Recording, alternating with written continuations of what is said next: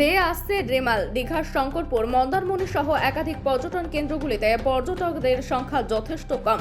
Police ও block প্রশাসনের পক্ষ থেকে তেমন কোনো মাইকিং প্রচার করা হয়নি পর্যটন কেন্দ্র এবং আশেপাশের গ্রামগুলিতে। যদিও রামনগর 1 নম্বর পঞ্চায়েত সমিতির সভাপতি নিতাই চরণ সার বলেন, বিগত দিনে যে ঝড়গুলি হয়েছিল তার অভিজ্ঞতা মাথায় নিয়ে রাজ্য সরকার যথেষ্ট তৎপর। রেস্কিউ সেন্টার, কন্ট্রোল রুম ও পর্যাপ্ত শুকনো খাবারের পাশাপাশি নিরাপত্তা দেওয়ার ক্ষেত্রে প্রশাসন অনেকটাই এগিয়ে। যদিও ভোটের আবহে নির্বাচন কমিশনের এখতিয়ারভুক্ত প্রশাসন, তা সত্ত্বেও রাজ্য প্রশাসনের পক্ষ থেকে ঝড়ের সমস্ত রকম সহযোগিতা পাবেন ব্যবসায়ী থেকে সাধারণ মানুষ বলে জানিয়েছেন।